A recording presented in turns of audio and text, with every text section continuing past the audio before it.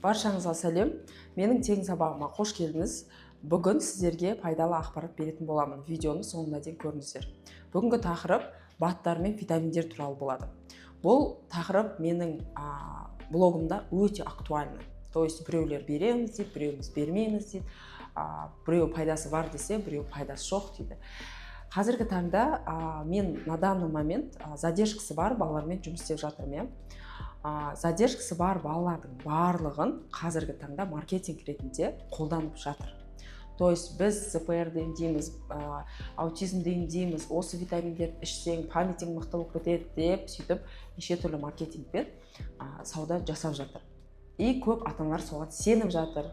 Сондықтан бүгін мен сіздерге осы видеода соның жік-жігімен бөліп айтып беремін. Ең алдымен давайте баттардан бастайық. Бат деген ол биологическая активная добавка. Өзінің аты айтып тұрғандай, просто добавка. Понимаете? Пищаға ол қосымша добавка ретінде берілетін нәрсе. Дәрі-дәрмек емес, ешқандай ауруды емдемейді. Это как просто если сендерде питательный заттары дұрыс жеп жатпасаңдар, қосымша сол баттарды ішесіңдер деген смыслмен бұл баттарды береді негізі. И көп ата-аналар осы жерден қателік жасайды. То есть олар ойлайды, мен қазір бат беремін и определенно ауруды емдеймін деп ойлайды. На самом деле баттар ауруды емдемейді. Бұны ең алғаш вообще ойлап тапқан кезде профилактика ретінде ойлап тапқан. То есть аурудың алдын алу үшін, тамақтануда дефицит болмаған үшін ғана беруді жаңағыдай беру үшін жасаған. Бірақ біздің ата-аналар жоқ, осы батты береміз да, біз аутизмді емдейміз, батты береміз, жоқ. Бұндай дұрыс нәрсе емес.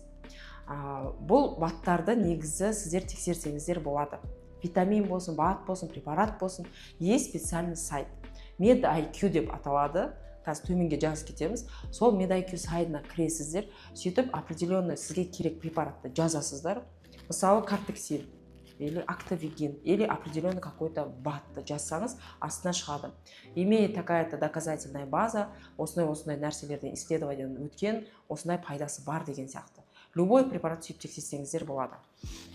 Мен негізі баттарға ем ретінде қарағанға қарсымын. Понимаете? Мен полностью баттарға қарсымын деп айта алмаймын. Я не знаю, өзім қанша қолдандым, особо эффект көрген жоқпын. Сол үшін мен сіздерге балаларға тем более эксперимент ретінде бергендеріңізге қарсымын. Екіншісі, енді біз витаминдерді талдайық. Бізде витаминдердің түрлері көп. Неврологияда бізде Б тобының витаминдері көбінесе қолданылады. Б тобының витаминдері комплекс түрінде беріледі, балаларға әртүрлі жаңағыдай дефициттер кезінде беріледі. Бірақ витаминдерді біздің ата-аналар не істеп жатыр? Артынан бір компанияның витаминін береді де, артынан екінші компанияның бастайды. Ол компанияның бітіргеннен үшінші компанияның бастайды. Алдында мен бір витаминге звондап сұрасам, 360 теңге дейді. Бір витамин курсы 360 теңге дейді. Не істейсіңдер десем, сөйлемейтін баланы сөйлетеміз дейді. Это неправильно. Сіздер витамин бермес бұрын балаға анализ тапсырасыздар. Анализдер, қандай анализ тапсыратынын білгіңіз келетін болса, менің дайрегіме анализ сөзін жазатын болсаңыз, сіздерге перечень анализ жібереміз. Сол анализ, базовый анализ, солар тапсырасыздар. Ол жерде дефициттарды тексереміз. Ол жерде жалпы қан анализі, ол жерден біз гемоглобин қаншалықты деңгейде көреміз. Бізде анемияның 3 түрі бар. Железо дефицитті, фолий тапшылықты, B12 витамин тапшылықты деген сияқты.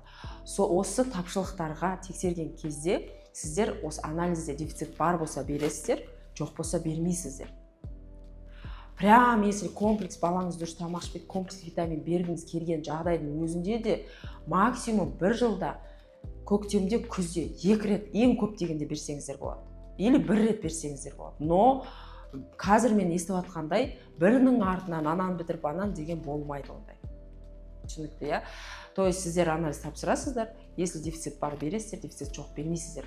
Развитті мемлекеттерде, мысалы маған недавно Турциядан келді, пациент, ол жерде мүлдем задержкаларға, дефициті жоқ адамдарға ешқандай витаминдер берілмейді екен.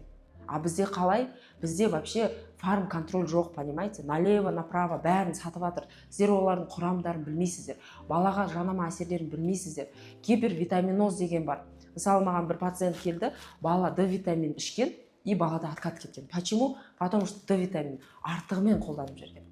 организмге наоборот токсично әсер етіп жатыр, бауырға әсер етіп жатыр, сүйектерге әсер етіп жатыр деген сияқты. Сондықтан тек қана дәрігердің тағайындауымен нақты витаминдер комплексін ғана беріңіздер.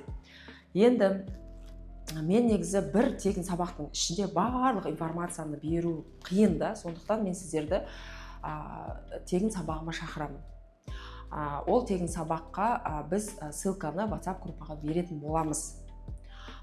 Сондықтан осы тегін сабаққа тіркеліп алсаңыздар болады.